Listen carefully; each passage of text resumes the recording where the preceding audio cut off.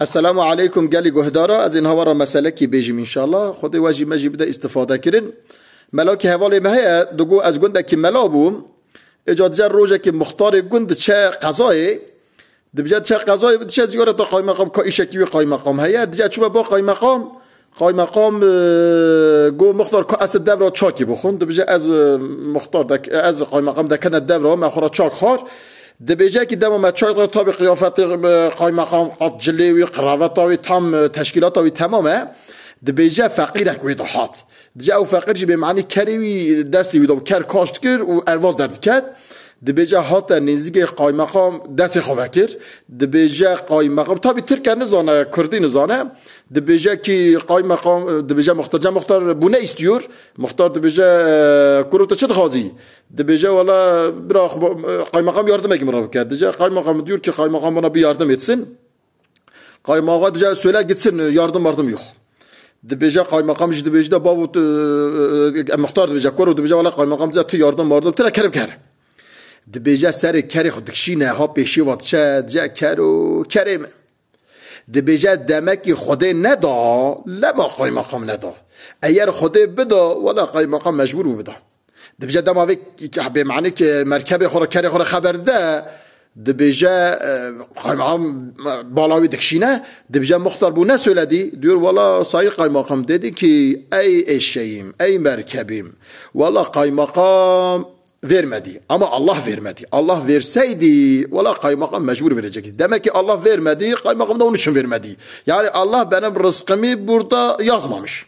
Bunu dedi. Dibece hemen çağır. Diyecek kaymakam godu her gazi ki diyecek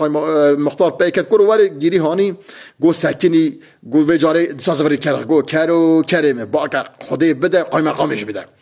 Dibece گو مختار ندیور گو ولی قای مقام دیور که دمه که الله verecek که قای مقام verecek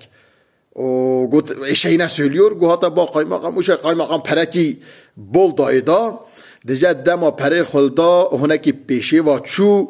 دی سازوری به معنی مرکبی خو کری خو گو کرو کریمه من نگوته ده دما خوده بده ولا قای مقام جی مجبوره بده در حق ما دا خوده رزق ما چیاز کریه دست کتاب او رزق ما بدمه مجبوره بدمه چون خوده دمه اگر خوده نده بتون دنیا توب و مال همیه توب کن بجمع بنه وی شخص خوده نکارم بده چون خوده نده رزق ما خوده دمه کیاز نکریه دیجه دیسا قای مقام گو ندیور بو گو ولا قای مقام دیور کی باخ eğer Allah verse kaymakam da verecek. Allah rızkımızı yazmışsa kimin yanındaysa o rızık gelip bizi bulacak. Ama Allah vermezse, Allah yazmamışsa kimse gelip bize bir şey veremez. Bütün dünya toplansa, gelse bize rızık vermenin peşine düşse, dünya malı hepsini bize verse, Allah yazmadıysa ona veremezler. گری گهداره اما حکایت نیست اما حقیقته که بیه یعنی دمکی خدای تعالی جل جلاله رزق ما یاسکر به کدری به بارداغ آوه کی ایر میجی کی بخور خدای تعالی مدبه و درم و بارداغ آوه دخون یعنی رزق ما کدری به منو داری بروی اوی عادت بشه از عقل از زکیمه به عقل خو به زکا خو به قوت خو مال